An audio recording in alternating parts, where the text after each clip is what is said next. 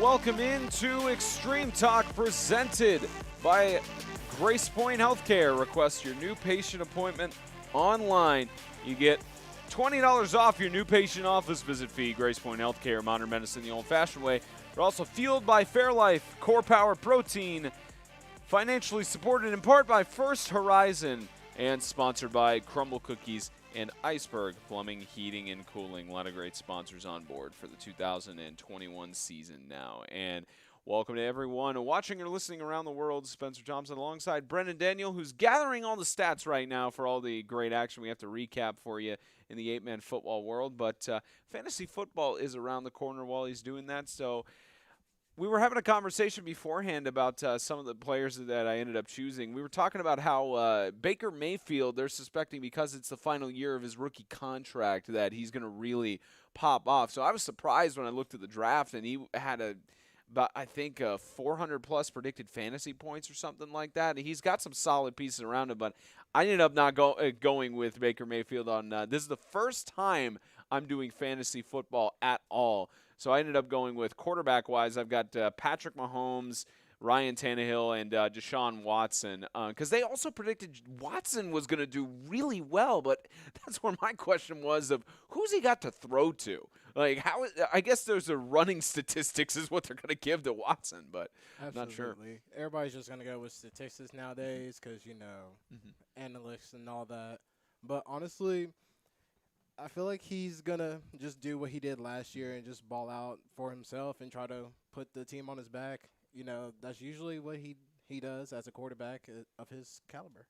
Yeah, you're absolutely right. And I was about to tell you off air about the schedule that the Cleveland Browns have going on. They start out on the road at Kansas City, so I'm starting Patrick Mahomes that week because I think he's gonna have a field day even against Baker Mayfield. Well, you have Patrick Mahomes, so if you're not starting him at all, Spencer, I'm going to question you. Well, I have to look at the Chiefs' schedule on that actually. So that's another great question I'll have to look at in our conversations. But they're fine. Come on, it's Patrick Mahomes.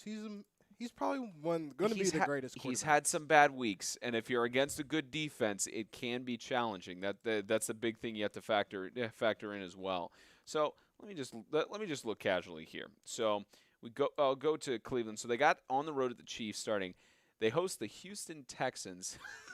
That's going to be a field day for that offense. You don't start them now. They host Chicago. Depending on if Justin Fields is starting or if Andy Dalton actually has something, but they're going to start Andy Dalton. Yeah, if they're starting Andy Dalton in that, then they're at Minnesota, at Los Angeles, host Arizona, Denver, Pittsburgh at home. Okay, so they've got a kind of mixed schedule there. They play the Ravens twice within the span of 3 weeks. I'm surprised the scheduling worked out that way because they're at the Ravens for Sunday Night Football, and then they have a bye week and then host the Ravens.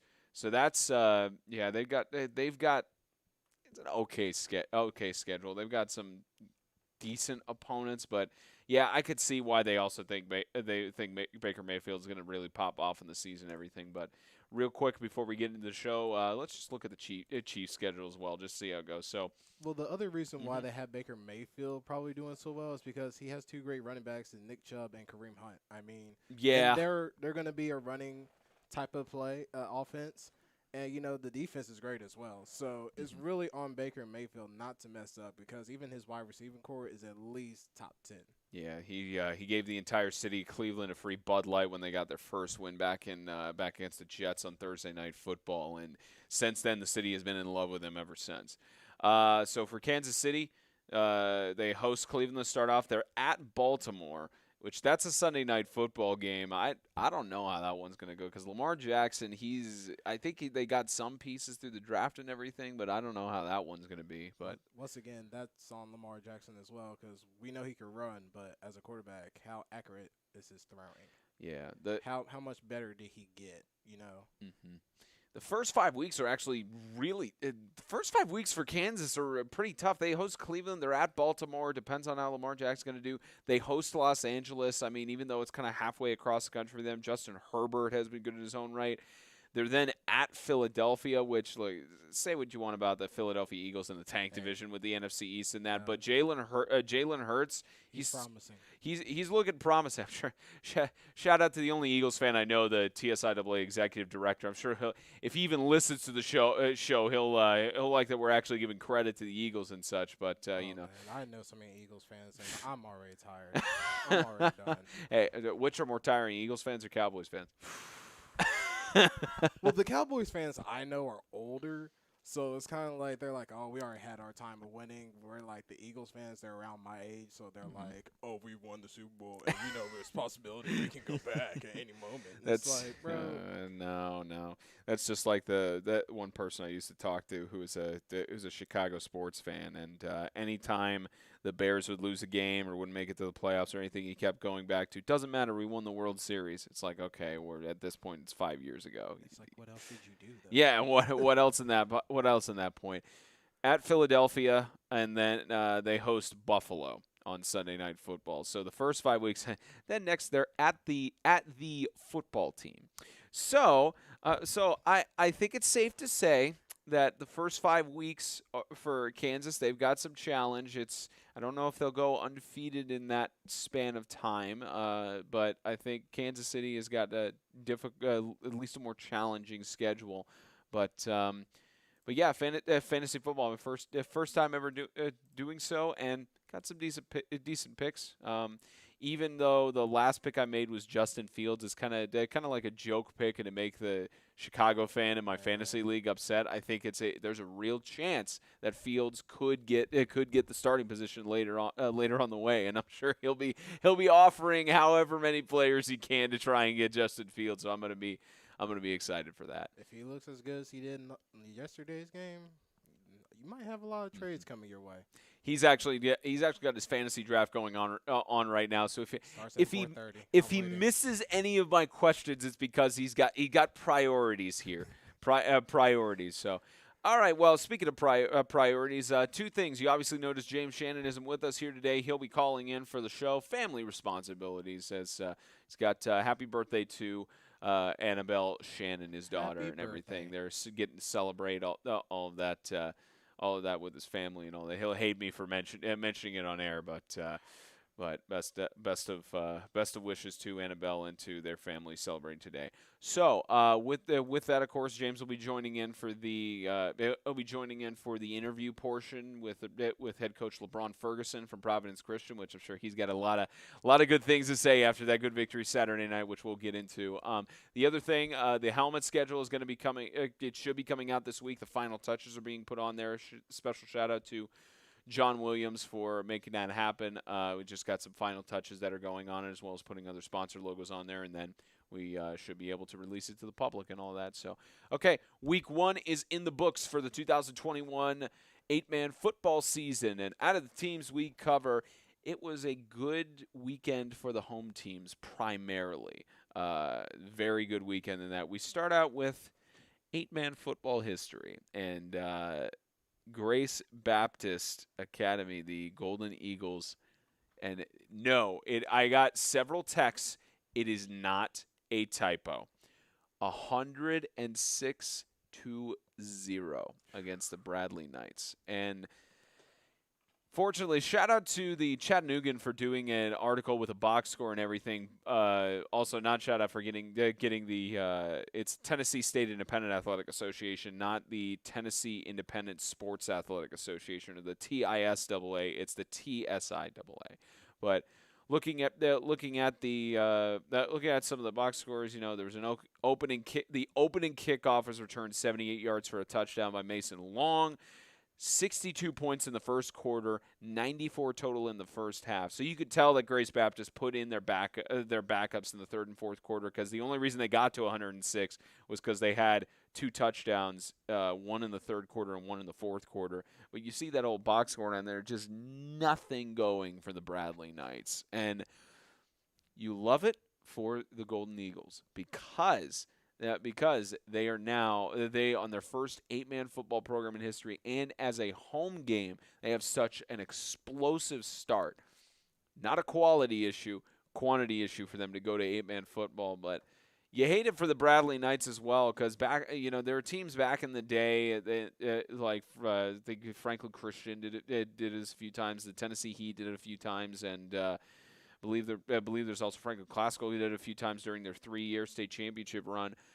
They just when they were going up on teams, they would not stop. They would just keep going and going. And now that culture has shifted, of course, to not completely deflate the kids and everything, but for Grace Baptist, what a victory! And as you look at the box score and everything, it's just a lot of great moves by the Golden Eagles.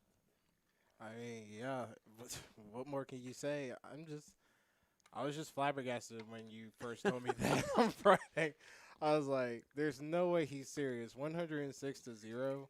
I feel like that never really happens in like high school at all for football. It's happened a few times in 8-man football back in the day, but it's been a long time since we've had a 100+ point game in high school football. That'd be an interesting question for the TSSAA and teams around there. Are there any teams that have scored 100 points within the state of Tennessee at 11-man football in the last 10, 20 years? Has that happened at any point? So throughout the years, what's the highest score you guys covered? Highest score we covered. Not counting the playoffs. Okay, you told me that story. Okay, yeah, the national championship was 92-90. I think highest would be Bowling Green against Franklin Christian. That was in season opener 2018. It was 78-50, and Franklin Christian ended up winning that game. But at least I think highest combined regular season, then highest scored by one team. At least from the time I've been around the 8-man football scene. I'm sure James, since 2014, he's probably gotten a higher score somewhere. But at least that's the one that's most memorable in my mind.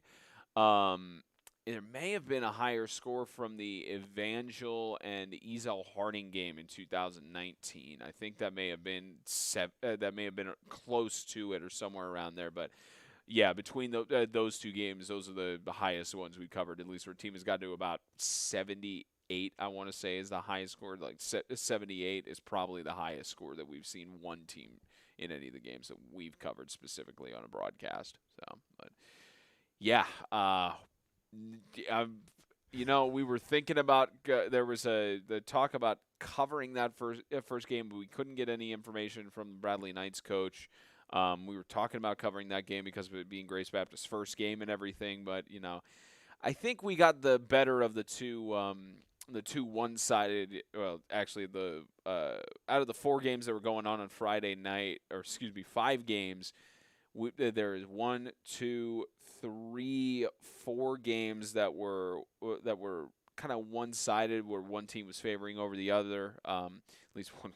In this one, Grace Baptist was more obvious than the others, but CCS, we'll get to that score in a bit and such. But it was a very one-sided night. But again, for Grace Baptist, what a night for the Golden Eagles.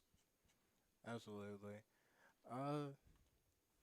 Any other highlights that you saw really on the article there from the box score? I couldn't really get pulled up at the moment because I was out here trying to find everybody else, but I'm sure for the Golden Eagles, it's just a great little learning lesson, especially for the young kids. Usually you don't get a full third and fourth. You're probably coming in the third and getting the fourth, or at least at the end of the fourth. But for the young guys, because just like the games we covered, we learned for the Patriots, they missed like 3 players. That's awesome because they did work, and it shows for like a team like that to play so well offensive and defensively, and for the young guys to come in and just do a great work. And that's a little dangerous for other teams to look out for, because it's like, hey, even if we lose some players, we have depth deep enough to where we can probably give you guys a fight. Just to highlight some of the notes from the box score here, it looks like highlighted players, particularly Carson Netsch. Forgive me if I'm mispronouncing that, but Carson Netsch had several scores there. It looks like he had a 39-yard fumble recovery for a touchdown. He also had a 29-yard run. excuse me, looking here. Looks like they got 2 players. I have to look at their roster again because I think they got two. They got brothers on there that are both with the last name Netch. Let's just look here. But the Netch brothers productive. At least their quarterback in Netch had several passes. 36-yard pass there. He had rush from Netch, and there's a punt return, but. Yeah, I believe Carson Netch performed really well on Friday night against the Bradley Knights. Let me just make sure. Okay, so there's Cooper Netch and there's Carson Netch. So it looks like Cooper Netch there. I'm going to go with the Cooper Netch is their quarterback and Carson Netch is their running back. So Carson Netch performed really well at a lot of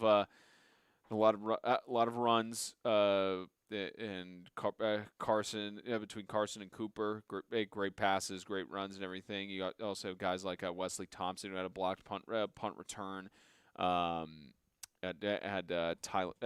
Parrott received a pass and things like that.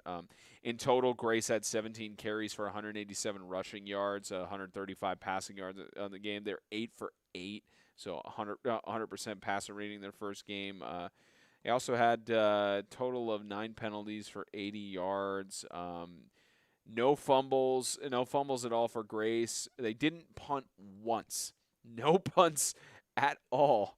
And for Bradley, for the Bradley Knights, it was unfortunate for the way things went down. They had -2 passing yards, 23 rushes total for 36 yards, 6 for 15 on passing, and 4 fumbles, 3 of them total lost. Rough night. It's just tough. There's nothing you can do with stuff like that. Rough night for sure. Not going your way. Next game. Yeah, there you're going to clock out and go to the next game. Not sure who the Bradley Knights face off next, but congratulations to the Golden Eagles of Grace Baptist Academy. They have their first. Give them that for that. Hey, Bob Ateka. What a way to convince the administration it was a good idea to go to 8-man football. If that doesn't have a compelling enough argument, I don't know what does. He just walks around now. It's like, you're welcome. Just saying, you're welcome. You made the right call on that. But for Grace Baptist, they've got their first. I'd say their first 8-man football game of anyone in the TSIAA. It's an interdivisional matchup against the Ezel Harding Christian School Eagles on the road. And now, next game up, Christian Community had their opening game of the regular season. They hosted the Tennessee Heat, and 18-0 the final score on that contest. And for Christian Community, of course, we saw, I believe the Heat and CCS faced off against each other in the Jamboree for a quarter. They got some reps in, and that was a great quarter too. Oh, I remember that. There are a lot of the Jamboree just had so much great content throughout it, but particularly with Christian Community,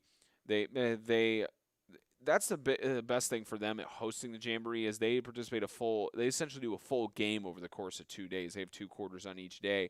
The Tennessee Heat got to do the same with that as well, not against CCS for all of it, but both teams, they had essentially a full game rep over 2 days, and they were able to correct some of the mistakes and such. And for Christian Community, in the past, when CCS has had a good team, they've had some difficult wins.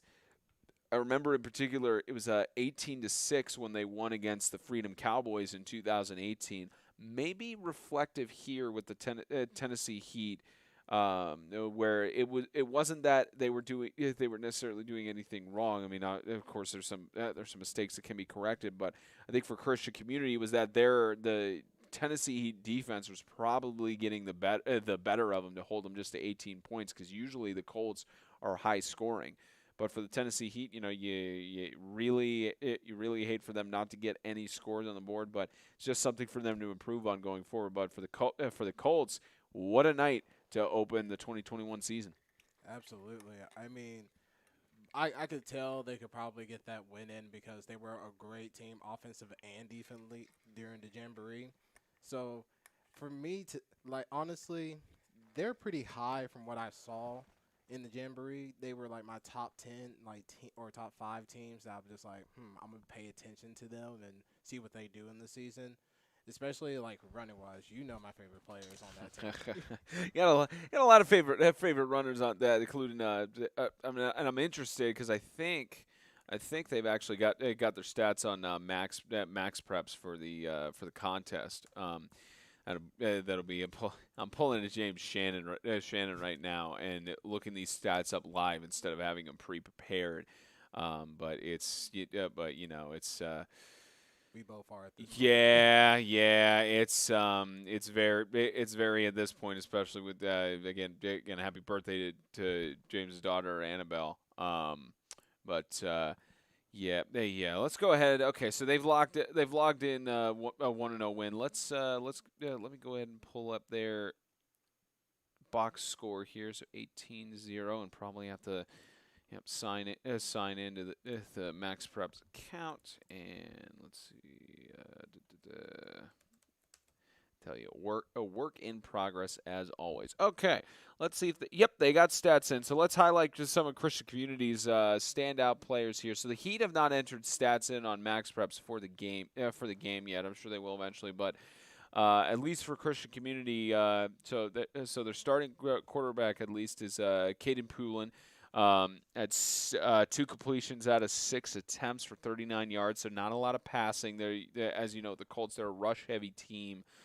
And particularly, you highlight the top rusher, number 7, Will Adams, 72 yards out of 20 carries. So anytime so you give him the ball, 3 times with his average, you're going to get a first down. Jake Gustafsson, the junior, having 66 carries, total 10 carries.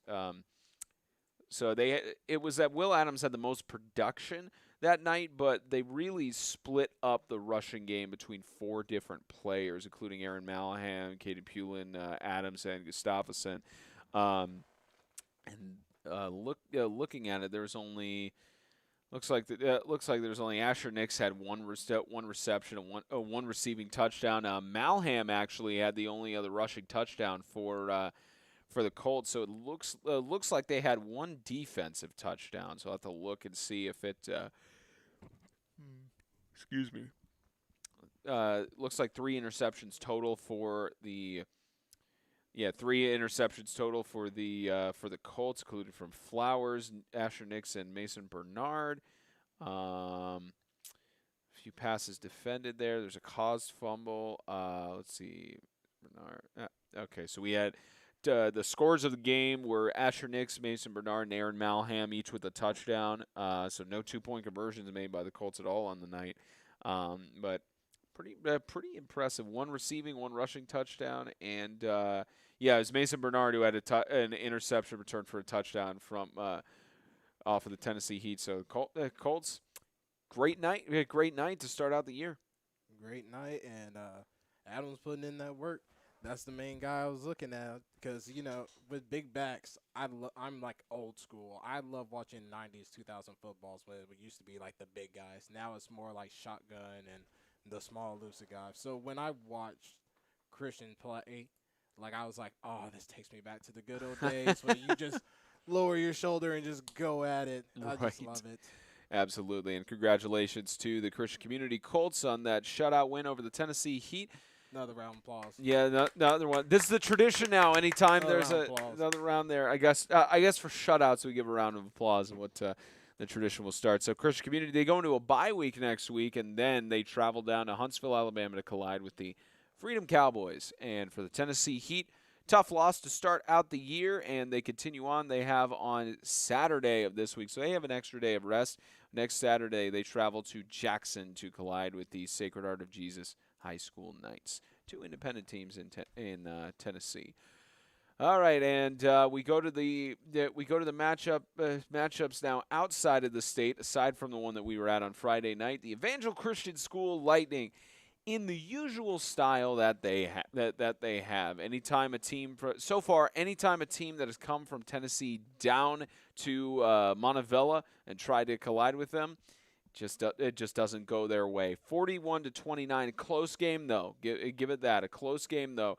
The Evangel Lightning get the victory over the defending state champions in the Franklin Christian Academy Falcons. And another great question here of did Evangel put their stats up for Friday night's contest, or did Franklin Christian? We'll see. Yep, looks like game stats are updated. So here's what we've got. Franklin Christian, no stats for them on Max Preps.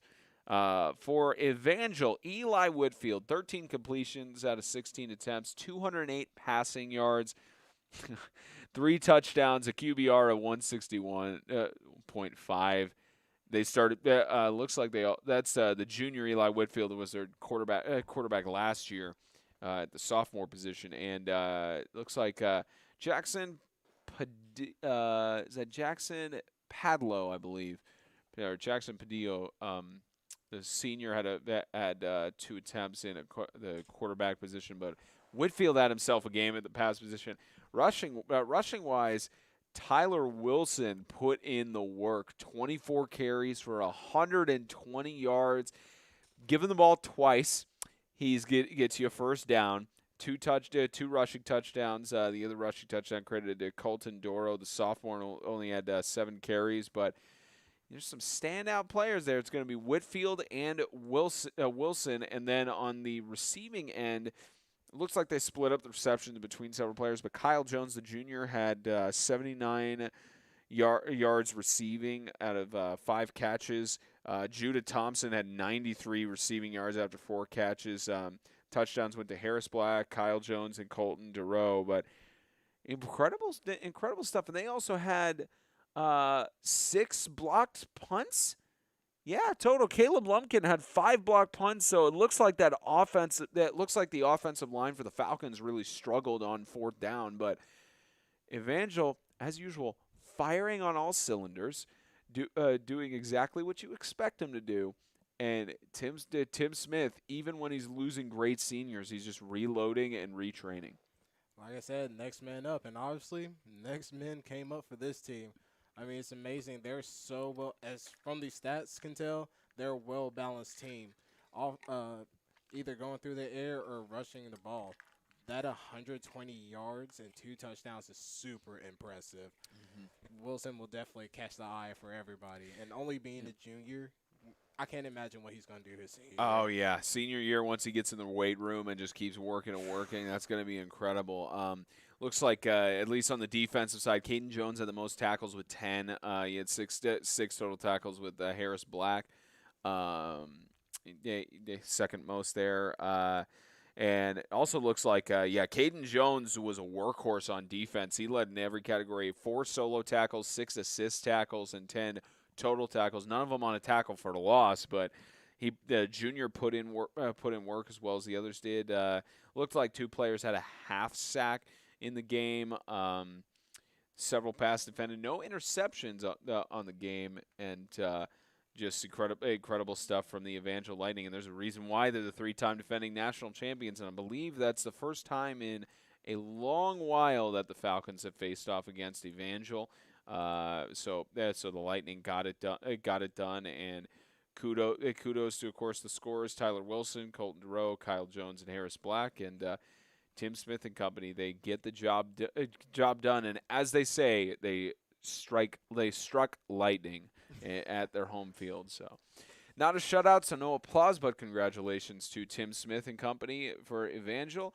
They get the victory, and they now travel next to Meadowview to continue on in the regular season. All right, and the other game that was south of the Tennessee border, the Lighthouse Homeschool Warriors collided on the road at North River Christian School. 49-22, the final score on that one, and believe you've got pulled up the huddle connection, and they have some stats and box scores posted up there. So tell us, how is it that the Lighthouse Homeschool Warriors got it done on the road? Well, it looks like to me the rushing did well with all rushing yards, 232, and then you have the passing going for 151. And to me, it looks like the quarterback and the rushing got done. Patrick Graham had 2 touchdowns, 4 for 8 for 114. and I forgot how to say this other guy's name, but Hirsch, number 22, for rushing. 7 attempts and 151 yards. No touchdowns, but he got the work done. He got the work done for sure. And defense, they were doing okay. It seems you have one fumble for the rest of the team, but it was one defensive touchdown as well. It doesn't tell me who. It's just by another teammate. So looks like they got the work done. Probably around the third is when they really put the gas on pedal, it looks like. Well, actually, take that back. The first quarter, 27-7. Yeah, they tried to set the tone early, and you could see that North River tried fighting back a little bit in that game, but J.J. Duarte got it done on the road, and especially for when you start the season on the road, it's always really tough. But they get to come right back home next week, but. Not a shutout win, but congratulations to J.J. Duarte for a 49-22 victory over North River Christian School. They have their first home game of the regular season against the Freedom Cowboys next week. They're technically this week on Friday. Game we were at on Friday night, the Freedom Cowboys picked up a game against the Lighthouse Christian School Lions. 68-26 was the final score on that, and your debut game in the booth, and it was a good start to the season for a first-time matchup. It was just one of those that you wish it was a little bit closer and had a little more tight-knit on scoring and going back and forth, but it was just really tough because when you're going against Kyle Collins and the amazing players on the Freedom side, it's just really tough to be able to face off against those guys, especially with Lighthouse not being in the Jamboree and not having as much experience and everything. But Coach Collins, they got it done on the road. Yeah, but it was you notice at first it was kind of back and forth. With Lighthouse Christian losing their quarterback, I think was the big hit because after that the offense wasn't the same. But luckily he came back in the third and tried to get them back in the game, but. Freedom Cowboys, they just didn't let up whatsoever. They just kept it foot on the pedal, man, and just kept bashing the ball and did everything right. Defense kept stopping the Lighthouse, and despite the confusions for them, they got the job done.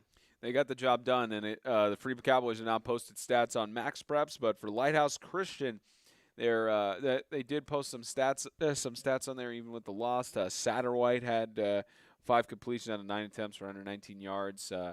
Satterwhite also led the team in rushing with 7 carries for 80 yards. And Colby Searcy almost thought he was going to go out with an injury. It was a concern there, but he had 4 carries for 65 yards. No touchdowns on the night. But how about T.J. Lorio for the Freedom Cowboys and the workhorse that he was on Friday night? You were 2-0 right now in your predictions for Extreme Players of the Game. Hopefully you could keep that streak going. But it's very much with T.J. Lorio. You could see it obviously that he was the performing player. I mean, we asked Coach Collins after the game about the player of the game. He's like, I'm not sure which player. So he's looking over, and I'm just like, you want our suggestion? T.J. Lorio, and he's like, you know what, you're right. T.J. Lorio, come on over. But Lorio, what a game. But from the coach, honestly, from his perspective, I understood it. He was just being humble. He was just being like, yeah, no, everybody did great. Which you, as an ex-player, you love that more than anything. But TJ, man, like, on the kick recovery, just the way he ran that ball super hard, juked out, and stiff arm, he was ready to play. Oh, yeah. He was ready to play Friday, and he made sure any passing and run play he showed out. He absolutely did, and it's no, you're absolutely right with the way Coach. The audio was kind of glitching out on us for the post game, but you could tell what Coach Collins was talking about. He was more proud of the man that T.J. Lorio has become, and he was focused on that, and he felt he performed really well and everything. So it was definitely a well-deserved performance and a well-deserved protein shake after the game too. It was pretty incredible in that. So. Congratulations to Coach Collins with the 68-26 victory, as well as to the rest of the Freedom Cowboys over the Lighthouse Christian School Lions.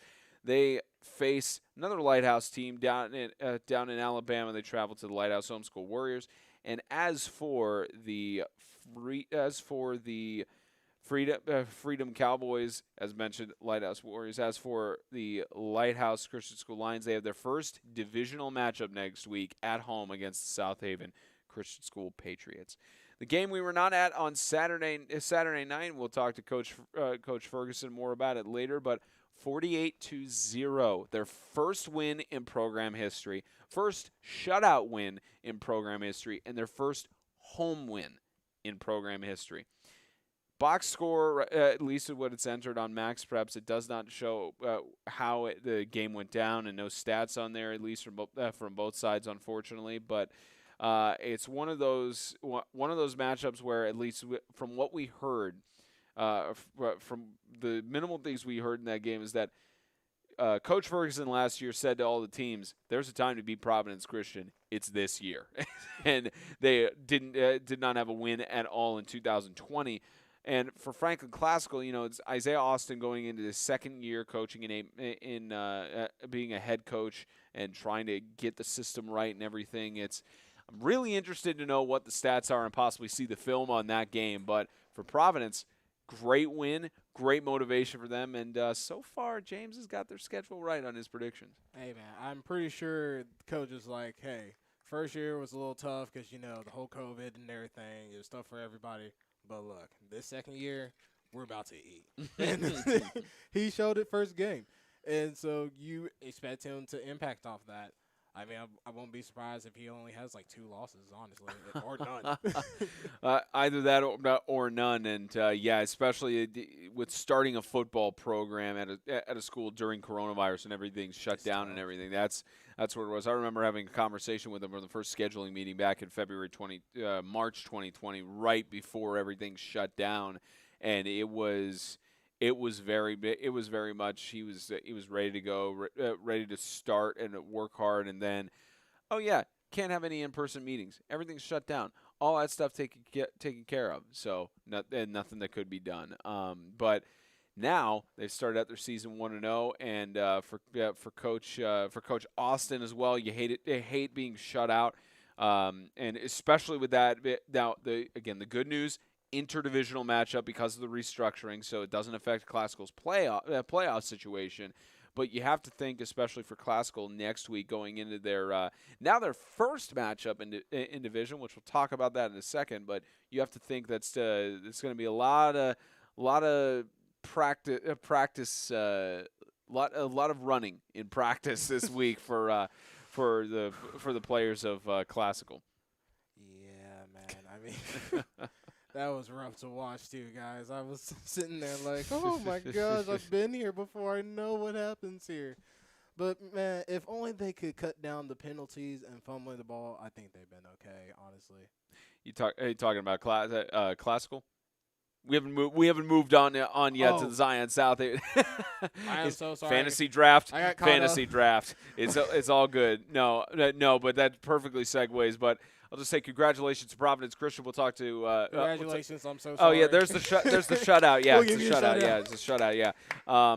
So for Providence Christian, hopefully there aren't any penalties on there. I know Coach Ferguson has mentioned he focuses on the penalties. We'll talk to him in a little bit. But did you say before I blacked out? I didn't say anything about penalties. I was talking about there's going to be running in practice for Classical because of being shut out. Nah, depending on what mistakes were made, because again we don't have the film or stats on it. But it depends on that. Shutouts sometimes you either can help or can't help. It's really how they game with. If they had penalties, yeah, you're running. Exactly. But if you just got shut out because you lost to the best team, there's nothing you can really do about that. You just gotta take it and learn. Not as much you could do. All right. Well, Providence, they have their first divisional matchup of the year, affecting the playoffs at 7:30 at home against Lancaster Christian Academy. That's going to be a really good matchup between those two, and Lancaster's first game of the year as well. And for Franklin Classical, they start at the season 0-1, and they have their first in-division matchup against on the road in Columbia Saturday 6 p.m.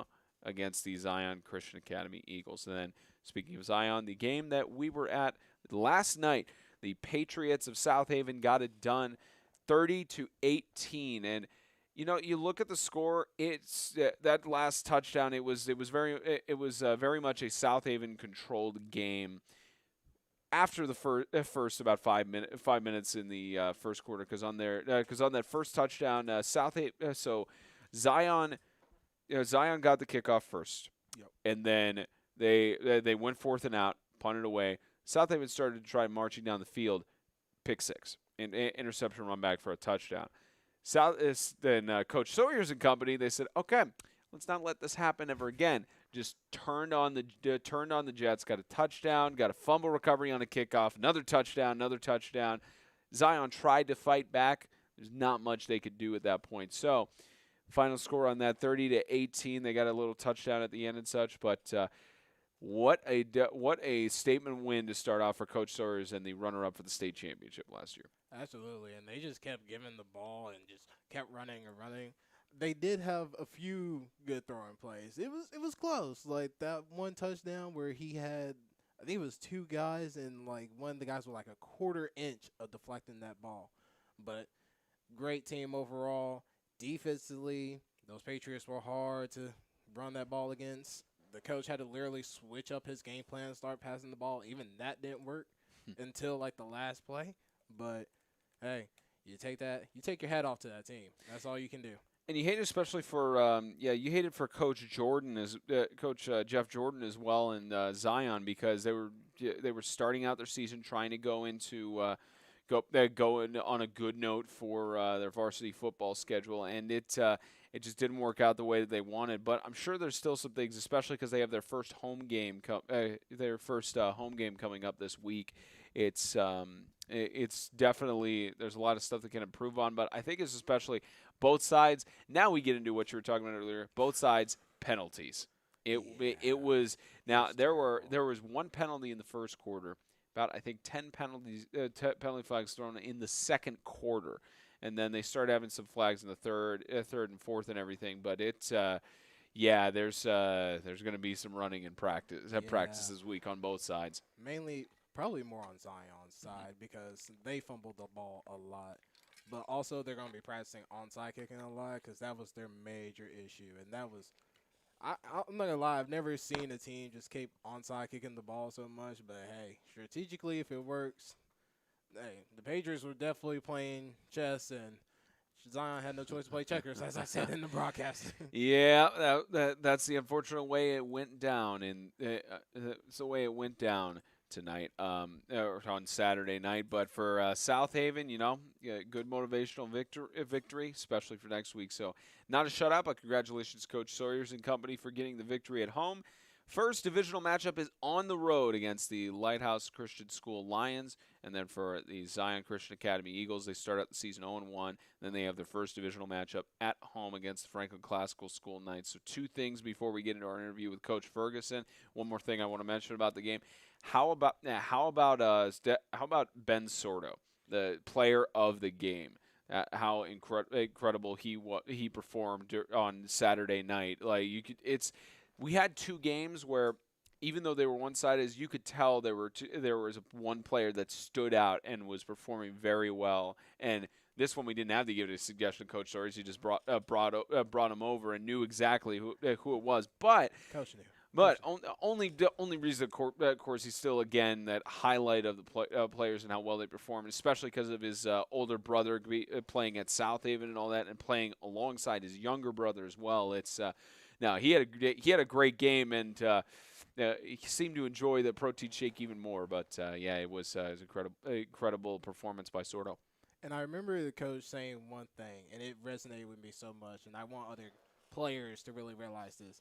He didn't score one time, but as Coach said, it felt like he had like 220 yards. And sometimes that's all that matters. Mm-hmm. When he got the ball, he got you that first down when you needed it. Yep. When they got those penalties hurt, he gave you those yards back. And that's what really counts when it comes to stuff like that, because that's important to most teams. If you're running the ball, you need that guy you can just give it to. It's like, hey, get us this first down. Get us this touchdown. We need this at this moment. We don't have the stats in front of us, but how many carries do you think that Sordo had in the game? Do you think 20 along the lines of 20 carries? No, I won't say that much because he did share.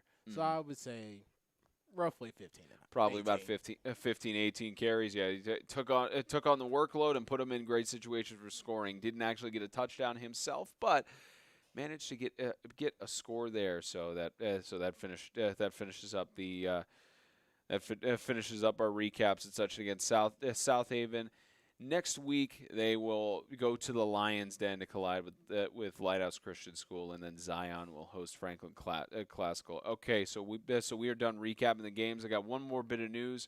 We're going to get James in a few moments, but I got one more bit of news that's already been tweeted out. Zion Christian Academy is eligible for the Division II playoff bracket, as we have been told. It was that they submitted a hardship request to the TSIAA board asking to be eligible for the postseason. They were granted Division II, not Division I. That's at least the word that I've been given. So even if they were to go undefeated in division this year, they'd only be eligible for Division II. So that evens it back out to the bottom two teams in the north, bottom two teams in the south will go to semifinals in Division II. And again, we're again in a situation where the Division II playoff structure, if you lose your division games, you get an extra week of rest, and then you get to call yourself a state champion if you win 2 games. So we're in that situation again. It's incentivizing teams to lose, and they can still call themselves a state champion because the Division II format is called a state championship, even though truly is not.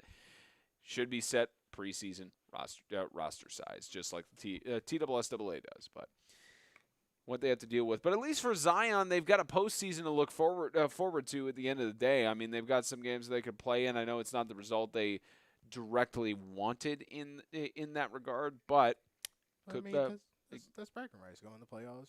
Try to win it all. It's a little bit of bragging rights, no matter what. You at least have something that you can talk about.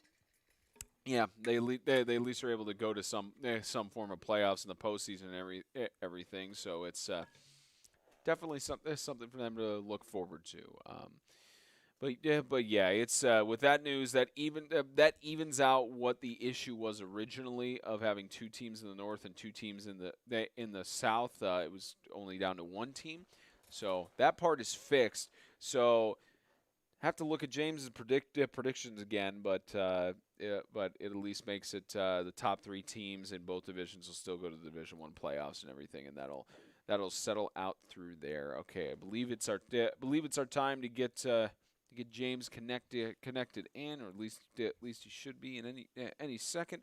Then we'll get our interview with Coach Lebron Ferguson. So our time to get the man James connected in himself. What was his nickname again? That's Shannon A. Smith. Oh, it's Stephen A. Shannon. Stephen A. Yeah, Shannon. get Stephen A. Shannon in. Let's get him on the phone here. As he puts it on voicemail. Perfect timing. So we're supposed to be getting in Lebron Ferguson on the interview and such. He should be waiting should be calling in any second to get us in on there. But actually, let's take a chance to interact with one of our listeners here. Shout out to Jonathan Thompson, which you'll be going on a show probably at some point next month. There we go. So while James is connecting in, interesting note. So it's not roster size in the TSSAA. It's a total amount of students in each school. For boys-only schools, is multiplied by 1.8. So set it by the amount of students and set some criteria. Set the criteria preseason is the point we're making instead of basing on win-loss record. James said it on air, but happy birthday to Annabelle. Hopefully you and the family are having a great celebration up there in Springfield. Having a lot of fun. It was a good little party. Can you guys hear me? Yes, yes, I can hear you perfectly All well. Right. So. Well, there you go. Still waiting on Coach Ferguson, but I did want to bring up, I've been keeping tabs the last couple minutes. I did want to mention you guys had brought up Ben Sorto last night, the performance he gave against Evangel Christian. 16 carries, 183 yards. Yeah, I was wondering where the statistics were. We hadn't seen him yet, but I'm sure somewhere. Mr. Maurice Patton from Main Street Preps did a fantastic story on it last night. He actually brought up a couple points. He put a box score in there. He put a scoring recap, and he brought up the point with the field size situation that came up last night about the width. I don't know if you guys covered that. Oh yeah, that's the other factor that's going in. Yes, so, So TSI AA rule set is that it has to be a 40-yard width for all of the member schools. So that's another question that will come into the TSI AA board. But the problem is on that, there's nothing, at least from what we've been told, is that the Parks and Rec will not paint it as a 40-yard width since it's a rented field. So that's the question of how is that going to affect playoff eligibility? And obviously that game against Zion doesn't make a difference in that regard because that's interdivisional. But that's a big question mark for the TSI AA board on what decision they're going to make in that regard and how they'll address that going forward. So yeah, I mean it's an interesting topic because you look at Tennessee and it's one of the only states. Really, we'll just take the South. One of the only states that has a conference that allowed their members in the past to play on a regulation 11-man field, 100 by 53. And the problem with that, and a lot of states have teams that play on rented fields. They don't have their own fields, whether it's a Parks and Rec field or, maybe it's a middle school or something. So, with them enacting those regulations, it's tough because those schools have to go back to whoever they're running the field from and ask them, hey, will you paint the field this specific way that doesn't work for any other sport or any other thing you could do on here. So it's an interesting situation. While you guys talk about it for just a second, I'm going to hop over and get Coach Ferguson on the phone. Yeah, the other caveat to that as well is we're getting Coach Ferguson in. The other caveat to it as well, one of the arguments I heard from the TSI AA board is that there are purchasable it's either a tape or something like that, purchasable lines that can be used for shortening down the field and using that as the artificial sideline. So that I think that was the argument of that the schools could use that. But regardless of what the arguments are, what the situation is, it is very much a situation of TSI AA board. They have to make a decision on that. At least they have to make it before. They have to make it before August 27th because because that's when Franklin Classical is going to Springfield, and that matchup with in Springfield is a division matchup. So they have to make that decision at some point before then, or they'll make the decision backdoor and not tell one of us, which that happens more frequently than you realize, but. I don't know. It's something that the school can't control because it's a Parks and Rec field and such. I don't know if there's any good solution to that situation with Southaven. Honestly, you just gotta roll with the punches, man. You gotta see what just happens. This is things that come with this stuff, Yep. Yeah, they. I know that in 2020 at the scheduling meeting, it was either that in 2019. They, at least from what I was told, they gave the schools advance notice and said, "This is the regulation we're making. This is the rule we're making. So this is what we have to go with." They gave enough advance notice to all the schools and everything. And according to Parks and Rec up in Springfield, they said no to painting the field that width. So nothing they can do in that regard. So, but still waiting on Coach Ferguson to get in, but. We'll see if we could get him in just a few moments, but at least for now, no matches have occurred that indicate playoff implications. That happens next week. But obviously, it's with Zion being in the mix now. That makes it 5 teams in the North, 5 teams in the South that are fully eligible. So it is. If you win 2. If you win 2 games, then you're automatically going to the Division I, but the Division I playoffs, depending on tiebreakers and stuff like that. But it's if you get 2 wins, you're heading to the Division I playoffs. So in this case, pretty much every win is essential. You could give up at least two games if you're wanting to have that leeway, but it's interesting factor as compared to the TSSAA, where everybody goes into a playoff bracket and they just do it by seeding, which that might be an interesting or better route for the conference to look for going forward, especially since they've already moved back the playoffs to where their state championship is on the first weekend of November. Any predictions so far? In terms of who's going to the playoffs? Yeah, you're the guy.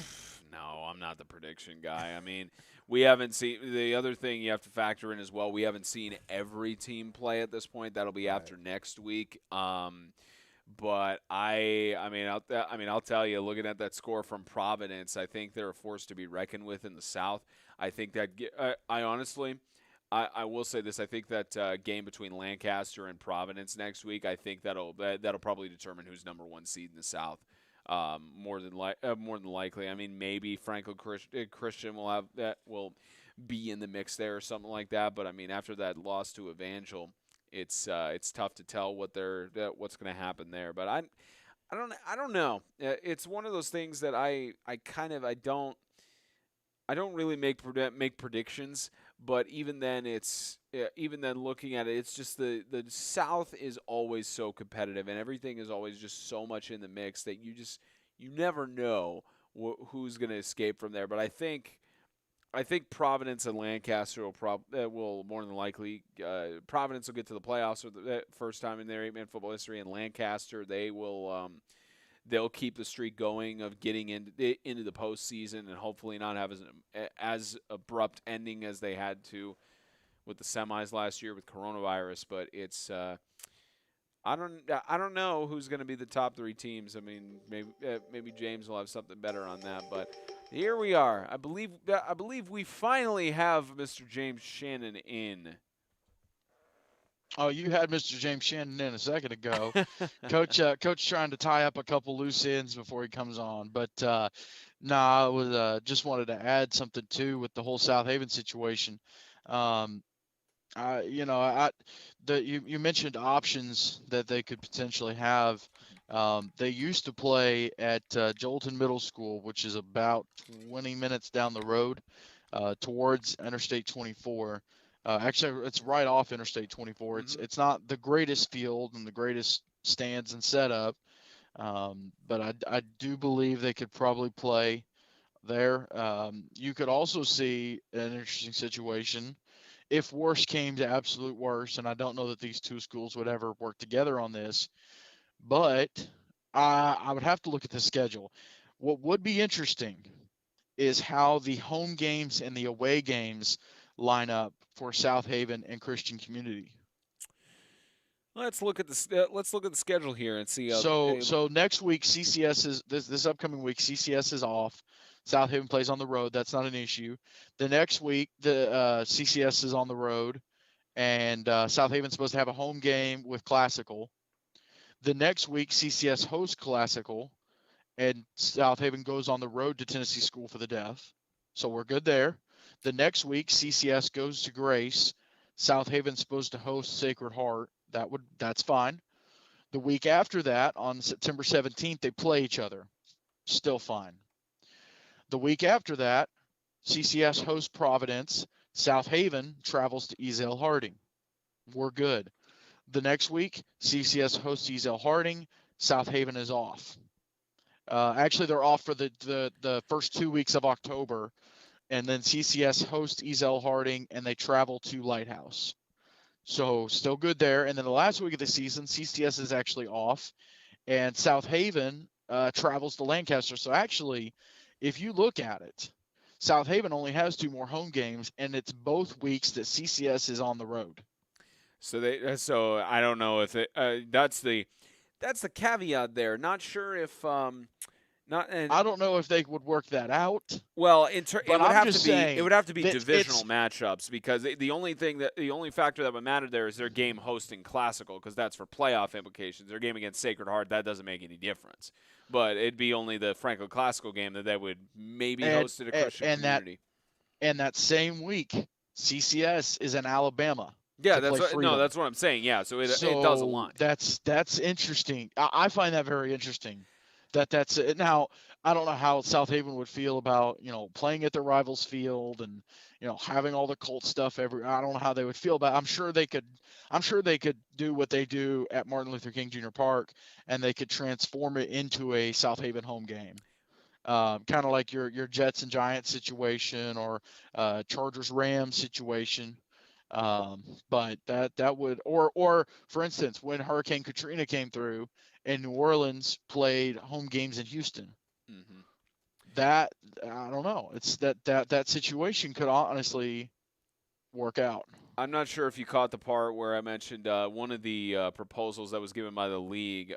There's a product you can purchase, an athletic product that's like a white tape line or something like that. That's still safe to put on the field. It doesn't have anyone trip over it, things like that. But it's essentially an artificial like white line that you could put on either side to limit the length of the field, even though it's not officially painted on there.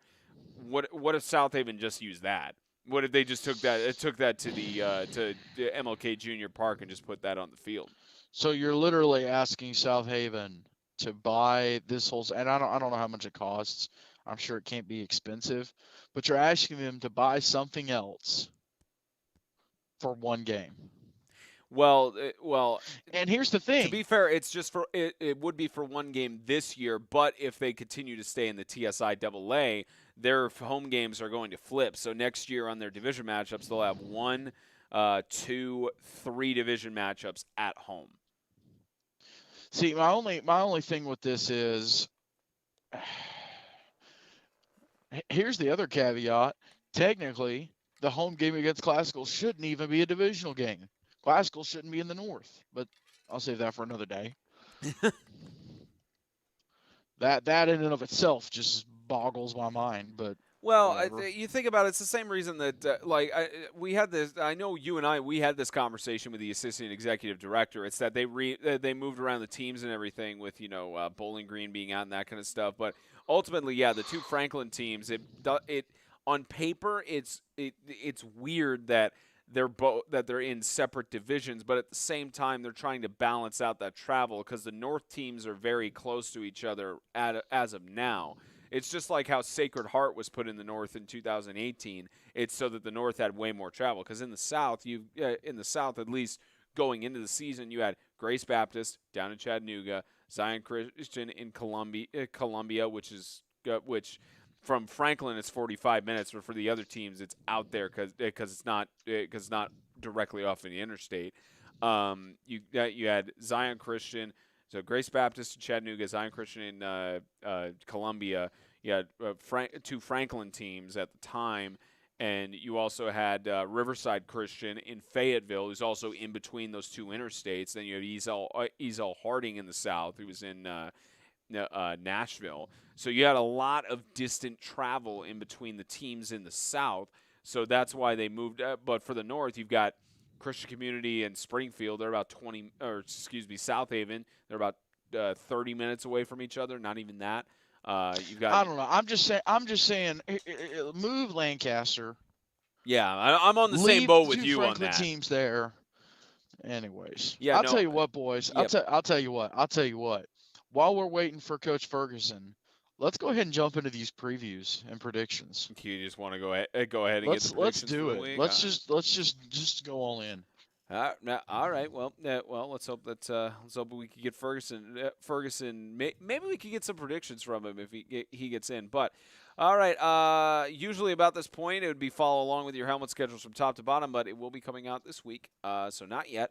But let's go ahead, top to bottom on the master schedule we have for the 8-man football season. Week 1 is in the books. Week 2 starts off. Christian Community has a bye week, so we'll start with the Evangel Christian School Lightning. They travel to Meadowview Christian in a matchup that I believe that's a 11-man matchup, or is it 8-man there? But for Evangel, they always like to pick up different games. They like to pick up different competitions and things like that, James. And I have a feeling I know who you're going to pick on this one because we've heard all the picks before. But Evangel at Meadowview. Well, listen, I got a chance to watch some of that game from Friday night. By the way, shout out to Evangel, fantastic broadcast, did a great job. First season they've been able to have it. Got a chance to watch some of the game. I haven't gotten through all of it yet. Been a little bit of a crazy weekend, but Just a smidge. just a little bit. I do believe this game is 11 man. I think they were going back and forth. But listen, Meadowview does play in the Alabama Independent Schools Association, the AISA, which I believe only does 11 man. I don't think they host 8 man. So last year, Evangel played Meadowview and won 40-6. Meadowview ended up going overall 0-10, and I want to look at their roster because here's the other thing: Evangel is just stacked. Quarterback is great, but just the amount of bodies they have on the sidelines is just incredible. Um, I I really don't think Evangel has a lot to worry about in this one. I'm taking Evangel over Meadowview. What you got, Brendan? Yeah, I'm gonna have to agree with James there.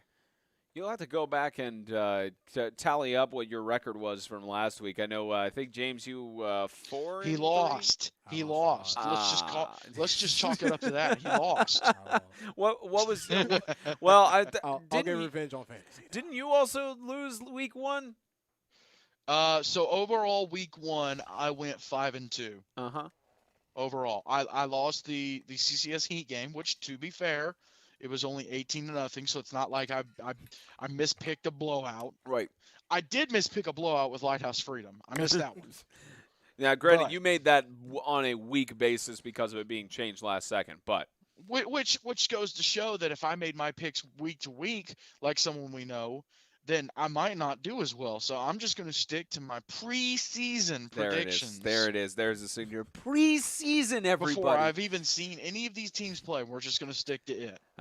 All right, so both of you guys got Evangel for this week. We go to Ezekiel Academy, where they travel on the road to have another matchup with their rivals in North River Christian School, and the Lighthouse Homeschool Warriors just dealt them a loss 49-22. So they have a homestand of their second game at home. But Ezekiel Academy starts out the season. I'm sure they got to soak in that Evangel game either there or on broadcast. Hopefully they got to soak in our games, games on the weekend. But happy birthday to Coach Hunter Wilson as well. So he's going into his We're birthday gonna post. Week. Hey, we're gonna pause on these previews. Hang tight for just a second. He's ready to get in Coach Ferguson. Okay, so we got one game predicted out of that. So it is looks like it is now time in just a few moments to bring in Coach Ferguson and have however long of a conversation with him, because he is he's one of the many wise coaches we talk to around the 8-man football scene. As James, hey, works. I'm back, and real quick. Coach Ferguson only has about 5 minutes. So first off, Coach, thank you for coming on. Spencer, I'll let you take it away from there.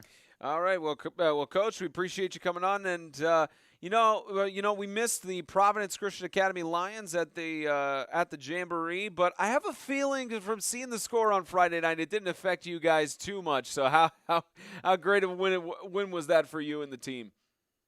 Well, no, it didn't, and that was the reason we had to come out of the Jamboree, is because, we had some guys that weren't going to be here that Saturday, and some other guys that were battling some, not major injuries, but just some nagging injuries, and, coming up there and going through that could very possibly put us in a bad situation for last night. And, they hired me to coach football here, protect these kids, and that's what I did. Yeah, you absolutely did. And congratulations on the first win in program history. I remember you said last year to several coaches that there's a time for you to beat Providence Christian. To beat us, it's this year. It's now. And now you already just had a statement win against Classical 48-0.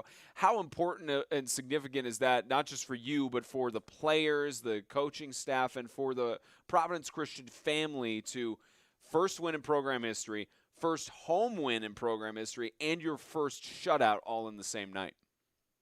Well, huge, man. I'm tickled to death for our kids. It's big for them to be a part of something like that.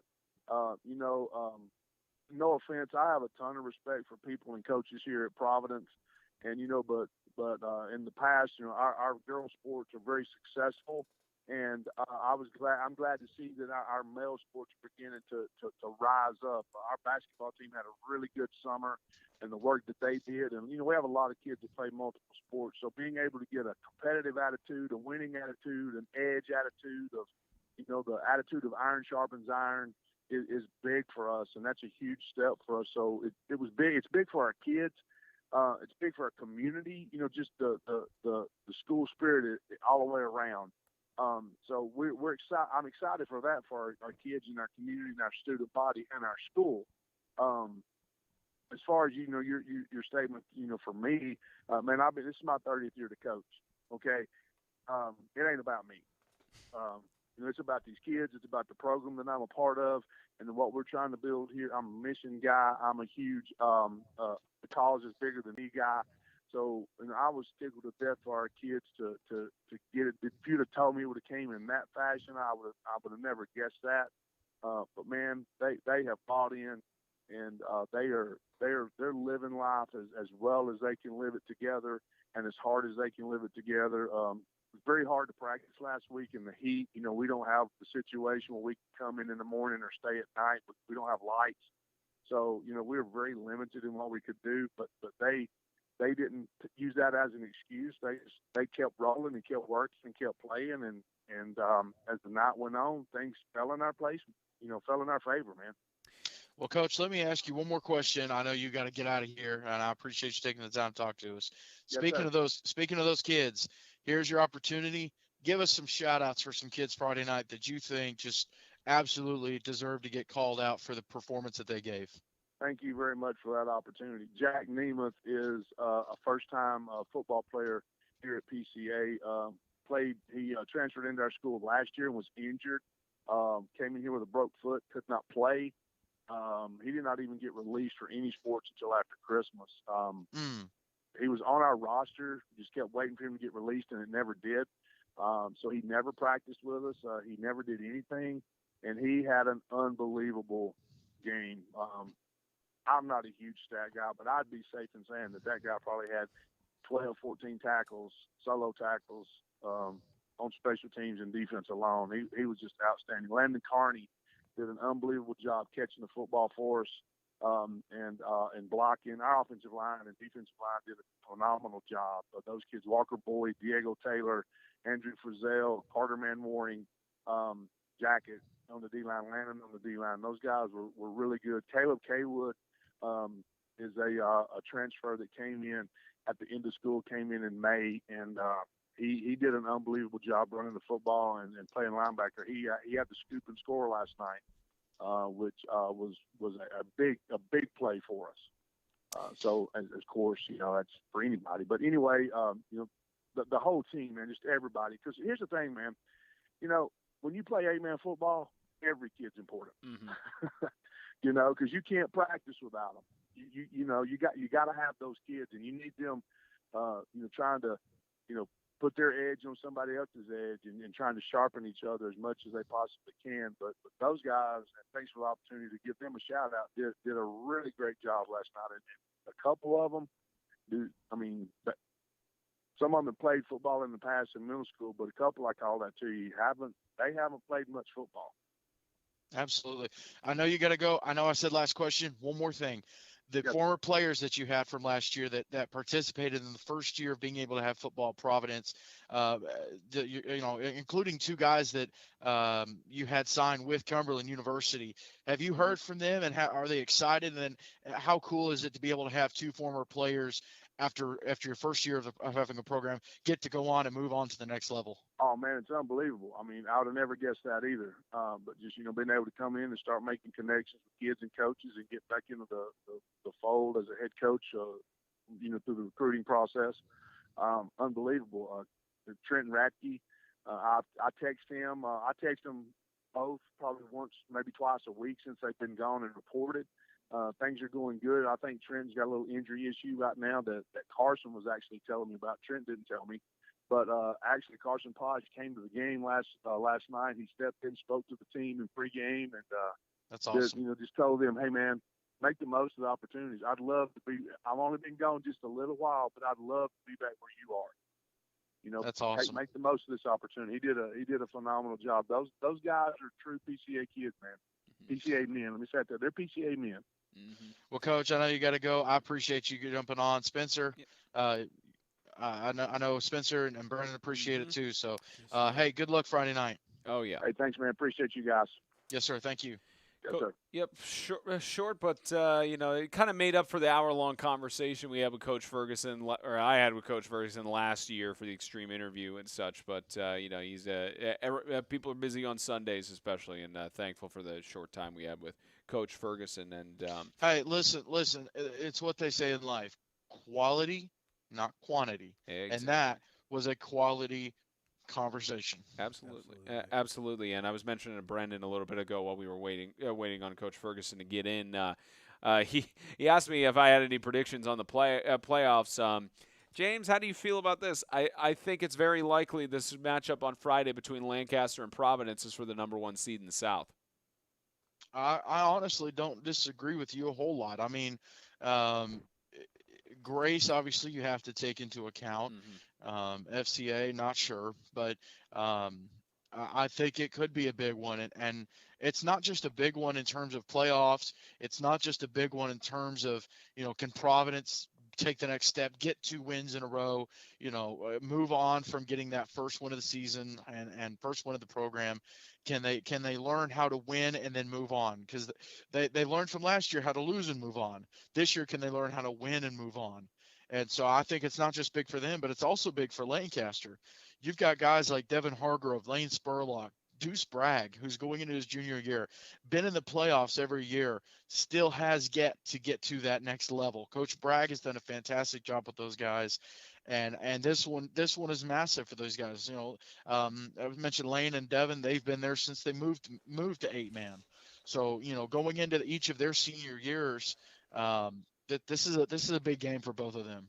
No, it absolutely is. All right, getting back into the predictions again. Just a reminder: Evangel is predicted to have a win against Meadowview by both Brendan and James. So we move right along. So Ezekiel Academy, they travel to collide with their rival in North River Christian School. So James, as I mentioned, happy birthday to Coach Hunter Wilson. You going to pick against him on his birthday? Listen. All right. On Friday night, North River gave up the quarterback 49. for Lighthouse Homeschool went 4 of 8, 114 yards, 2 touchdowns, so a very modest night. But then you look at the run game, you had a running back, Hirsch, go 7 for 151. That the defense gave up quite a bit as opposed to their offense. Their offense passing, they went 7 of 13, 230 yards, 2 touchdowns, and interception. But they could not. It doesn't look like they were able to run the ball all night. All that being said, I think when they come to the table and Ezekiel comes to the table, I think Ezekiel comes out of this with the win. All right. He's picking on his birthday. What you got, Brendan? Yeah, I'm picking on the birthday too. Sometimes you just want to get that big W on your birthday. It means a lot. All right. Both of you guys staying on the same pick again, and we move right along to Coach Kyle Collins' company, coming fresh off of a win, from a game they did not expect. They travel to the Lighthouse Homeschool Warriors. Both teams are 1-0 heading into this matchup, where J.J. Duarte and company will have their first home game of the year. Freedom will have their second straight road game of the season. Can T.J. Lorio and company get it done on Friday night on the road, James, or will they be heading back home to Huntsville with a 1-1 record? Well, listen, I mentioned what Lighthouse Homeschool did on Friday night, just an impressive performance. And then you see what Freedom came out and did. Short notice, going on the road. And I know it was short notice for the Lions as well. But Freedom, short notice, going on the road. The backfield they have with Lorio, Butler, and Hunt. Good night in the morning. It would make some NFL teams jealous. And these kids are 17 and 18, okay?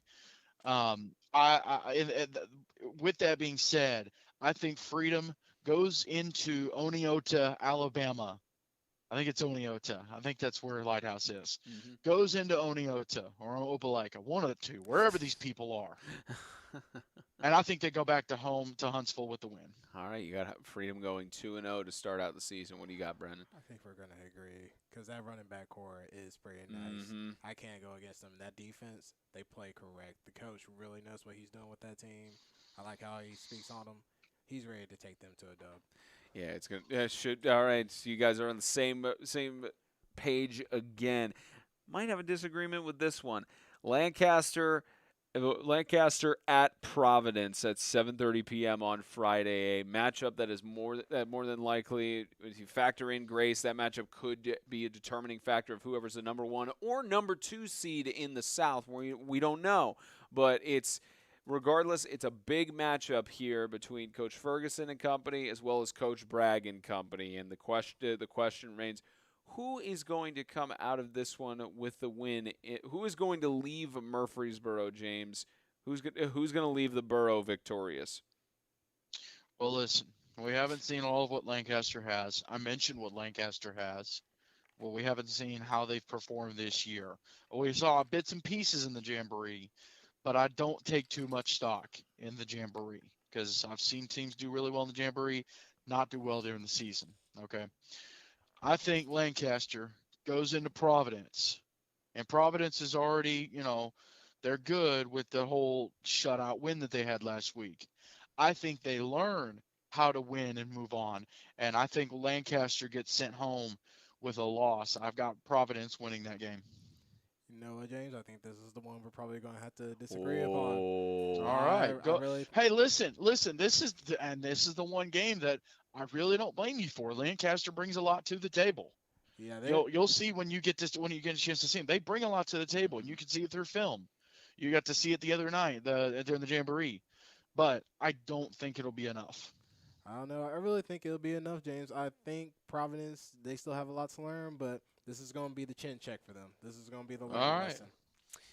Fair enough. Split decision for the first time in the predictions today. All right, next matchup, the other game that is that is implicative of playoff seeding and playoff implications.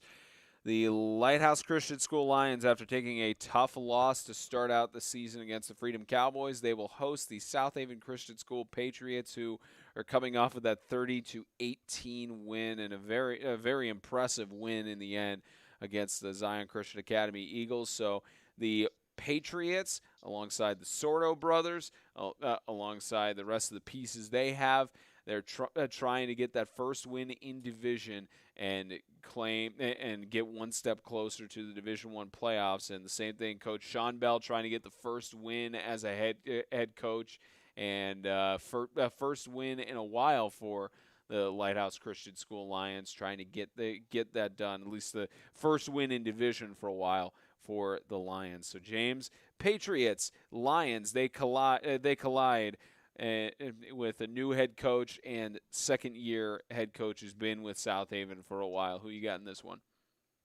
I feel like we haven't seen all of what Lighthouse has to offer. I mean, Christian Sharp had a great night. Others for Lighthouse had a great night. Their names are skipping my mind, and so because I don't want to miss anybody, I'm going to pull their stats up.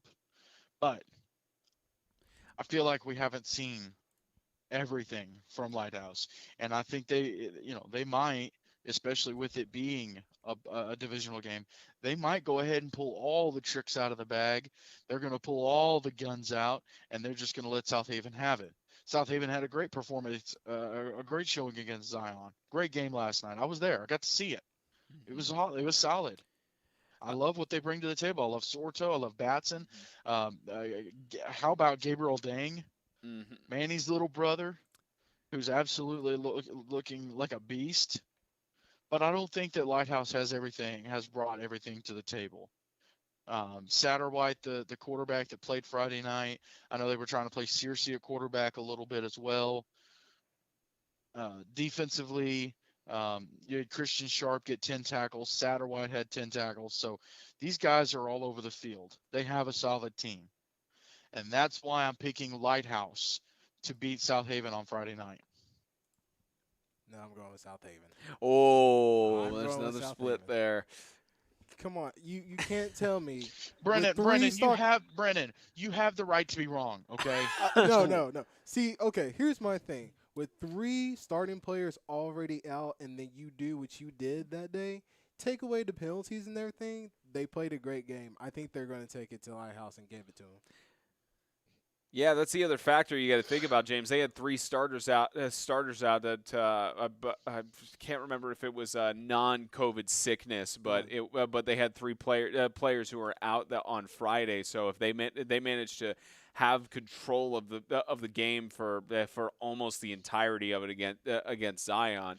That's yeah, they were factor. able to pull away from Zion later in the first half. Well, but I mean, that's fair, I know they were missing some guys, but I think the guys they're missing. I don't know. I could be absolutely wrong, and you know what? If I'm wrong, I hope these guys prove me wrong. Mm-hmm. But I think what Lighthouse was missing was a little bit more than what Southaven was missing, and so I think that makes up the difference.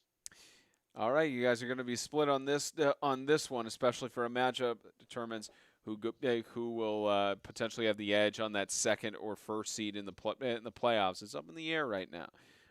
As we're way early on, and on Saturday night there are a few matchups, but we will first cover the Southern Prep Academy Fighting Rangers. They collide for an 11-man game at Cornerstone Christian. James, who you got in that one? Man, listen, you already know. So, Coach Bell, the boys from Southern Prep, okay. Absolutely ready to go. Absolutely locked and loaded. They got not just the guys that they got over the summer, but then school. They just got new kids in last week, so they're going to roll in, and they're going to do what they do. Now, I want to look at Cornerstone from last year, because I want to see what their record was. I have a feeling I know what it was, but I don't want to misspeak. I don't want to misrepresent the Cornerstone Christian Eagles out of Rainsville, Alabama. Hang on. I need this stupid computer to work with me. There we go. Now we're cooking with peanut oil. Okay. Very specifically peanut oil. Peanut oil specifically. So last year Cornerstone went 3-3. They are playing. Are they playing 8-man? It's an 11-man game according to our schedule. At least. That's right. I think it is an 11-man. And that's also matter. Southern Prep's opening game. Hey, it doesn't matter. 8 or okay. Here it is. I found the right Cornerstone. There's like 3 Cornerstone Christians in Alabama. What is it, Alabama? What is it with y'all in the name Cornerstone? There's a lot of stone on corners in Alabama. I mean, it's very simple. Okay. Hey, there's already someone in the 8-man world that makes jokes like that. Okay. Leave it alone. Oh, this is even better. Cornerstone went 2-5 last year and lost to Southern Prep. So guess what? I'm taking Southern Prep again. They're going to double down back-to-back years. What you got, Brendan? I don't think they're going to do it. I think Cornerstone's going to win this one just because of that. Ooh. Taking that one's even more risque than the other one. The other ones I can maybe keep with Brendan on the Southaven and Lancaster games going on the split decision, but this one, I'm kind of torn about it. But so Cornerstone is in the same conference, just FYI, as Meadowview, the AISA, and I believe they're in the same. No, they are in different divisions. They are in different divisions. Okay. Different divisions on that. All right, so we'll get into so the other game that is happening on Saturday night that we will not be at, the Sacred Heart of Jesus High School Knights. They have their opening game of the season Saturday afternoon at 3 p.m. and they will host the Tennessee Heat. And of course, the Tennessee Heat coming off of that 18-0 loss against Christian Community, it is very much going to be one of those matchups it's a matchup of independent teams. The independent team in the middle of the state, independent team in the west side of the state. So, James, between these two, can Coach Ryan Scott and company get it done on the road against Sacred Heart, or will we be surprised by Coach Blankenship and company? Friday night was rough for your Tennessee Heat. Okay. just did not go their way. They struggled. And, of course, they've still got Carter Sutton out. And I understand they've got to travel to Jackson. I get all that. I take all that into account. I still don't think it'll be enough. I still think they pick up the dub in West Tennessee and come back to Nashville 1-1. What you got, Brendan? I'm going to go with them. I feel like they're still going to get it done. That'll be a matchup on the road of independent teams, and both of you got the Tennessee Heat taking the victory, traveling all the way from Mount Juliet down to Jackson. Okay, the game we're going to be at on Friday night. I know James can't do it, so I'll do in place of him with the drum roll. Wait. Okay, there we go. Okay, James got it done. All right, Friday night. Use some Sharpie markers. He's actually drumming. He's drumming the big drummer that could.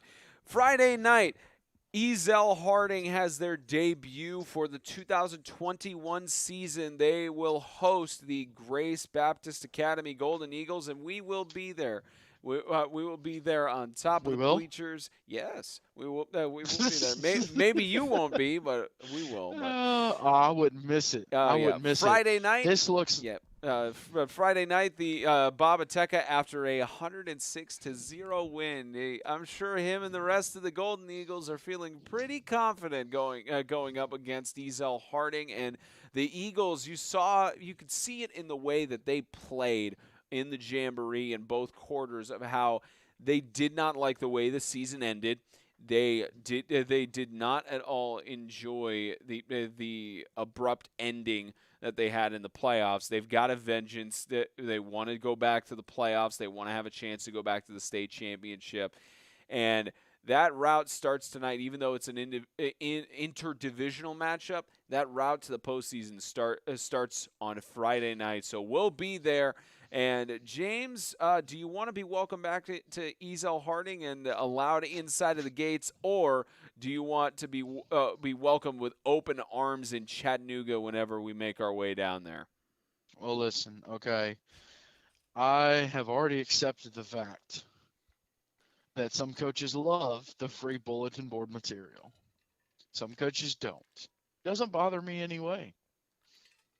Anyways, so going into Friday night, all right, you got Ezell Harding coming off a week off. You've got Grace, who just won a game by a score that you could literally divide the 106 by 3. And those 3 games would still be blowouts. Yep. Because my homeschool math, so 105 is divisible by 3. It gives you... It's about 35 points a game. 35. So 35-0, still a blowout. You could split it up by 3, still a blowout. Okay. I think Grace rolls into Antioch. They come up 24. Okay. In their bus. They look fantastic coming off the bus. And then they lose to Ezell Harding.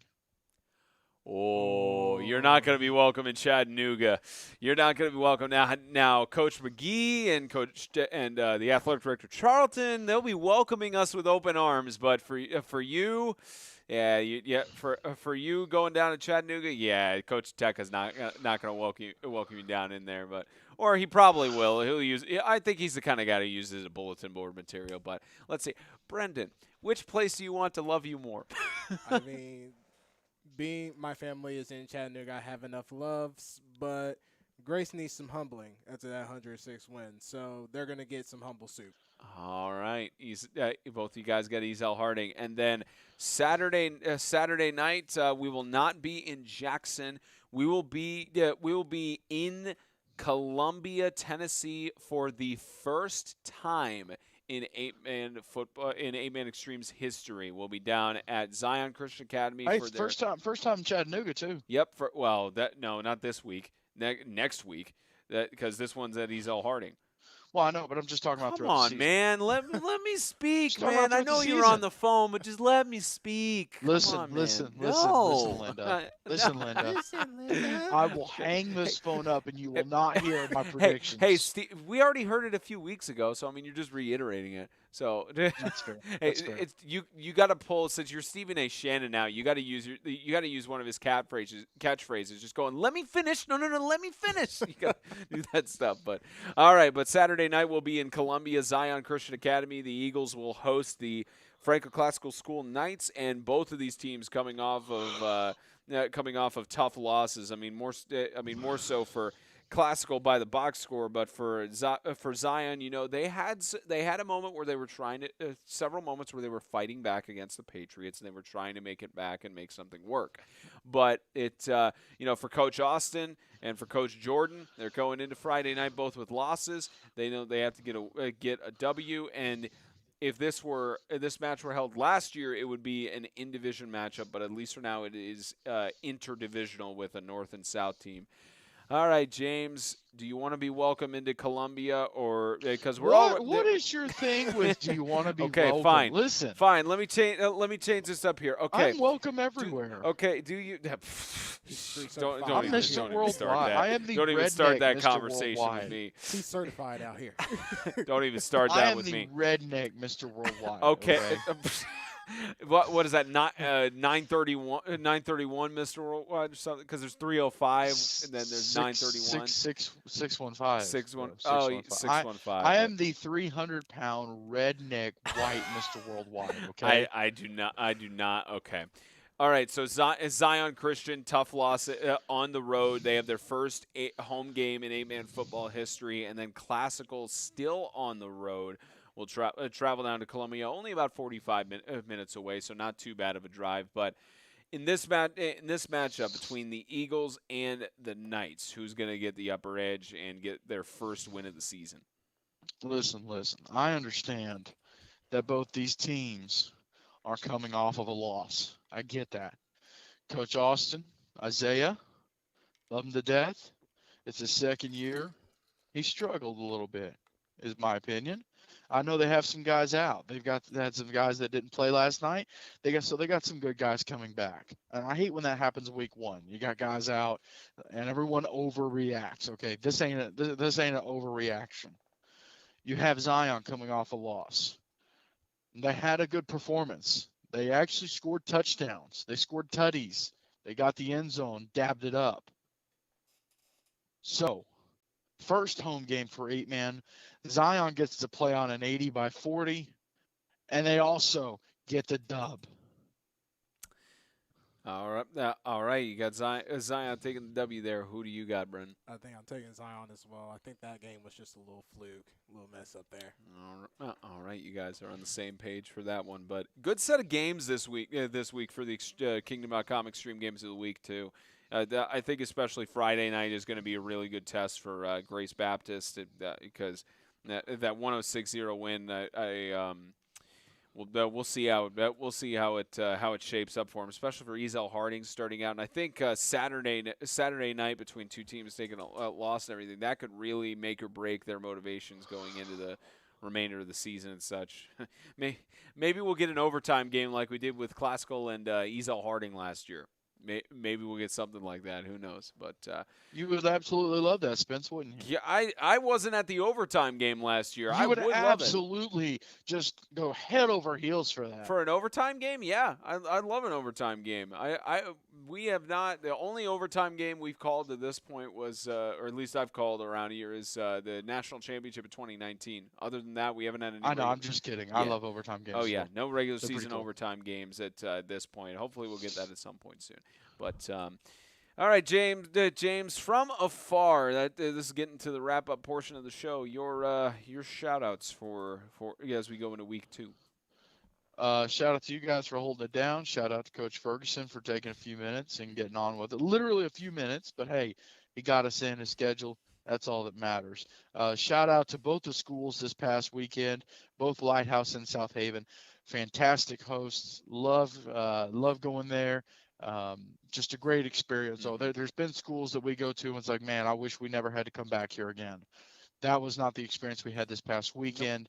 So shout out to those guys. Shout out to everybody who sent score updates in. Mm-hmm. Listen, if you're listening to this and you're going to a game Friday night or Saturday night and we're not there, absolutely feel free to send us updates.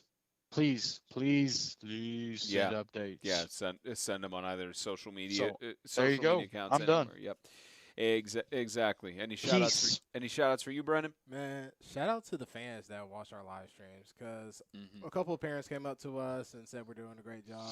And Spencer, you've told me this off air that means the world to me. And now I know why you feel that. Yeah. It's many times of people coming up to us and appreciating what we do. It the positivity for the most part outweighs the negativity of those who don't get it. Listen, we're like the New Day. We run off the power of positivity. What you got? I got one more. Subscribe to us if you haven't, okay? Yep. I don't need to say this. You guys should be subscribed to us. But, hey, if we have any new people, subscribe, guys. Come on, hit that bell. We are at 940 subscribers on our YouTube channel right now, 60 more, and we get to that 1,000 mark. And match the same amount we have on Instagram right now. And hopefully we can pick up the Twitter and Twitter followers and Facebook likes and everything. But, yeah, keep subscribing. Get your friends to subscribe and click the bell so you'll know when we're live. Hey, anytime. I got a shout out. Of course, Brendan, you want to shout out the fans? That's cool. I get that. Let me take it a step further, though. A massive shout out to these fans. In the last month, I realize we started doing the show a little over a month ago. So from either the second or third show, I think it's the third show to yesterday. In the last month, 3,600 views of our videos. Yep. Almost 800 hours of watch time. And our subscribers have jumped 64%. Oh, yeah. Or we've gained 64 subscribers. So you guys listening and everyone who's been watching the games, y'all are fantastic. Y'all, the support y'all give, hands down, bar none, the best. Y'all Absolutely. Keep it up. Deserves a round of applause for them. Oh, yeah, round of applause for them and everything. Oh, yeah, we're at 941 now, so I think we just gained one while we were listening, too. So we need 59 more subscribers. I might just do a subathon, and I'll just take a day off work tomorrow, and we'll just live stream, and I'll just do crazy stuff. We'll get there. I don't know if we could get 59 people in one Monday during the football season. Maybe on a Friday, but bet. There's 6 billion people in this world. Bet. How many did you say? He said 6 billion. 6? It's 7. That's those homeschool statistics. Then someone misedited Wikipedia. Okay. You went to Wikipedia? Yeah, that's what they teach you. Number one, it's that non-college education there. Wow. They teach you that from day one. It's 7 billion. 7 billion, but all right. Assume. Oh yeah, James. One last thing before we sign off. You want me to tell you my fantasy picks, or should we do it off air? Go for it. Actually, you know what? I'll tell you as soon as we sign off, because the people here already heard it. So we will. There you go. Yeah. All right, ladies and gentlemen, that is going to do it for Extreme Talk, presented by GracePointe Healthcare, fueled by Fairlife Core Power Protein, financially supported in part by First Horizon, and sponsored by Crumble Cookies and Iceberg Plumbing, Heating, and Cooling. For James Shannon from afar, from Marjorie Green from afar, as well as Brendan Daniel in studio, Spencer Thompson, saying thank you for tuning in to Extreme Talk. We'll see you on Friday for Ezel Harding hosting Grace Baptist and Franklin Classical at Zion Christian. So long. See ya. See ya.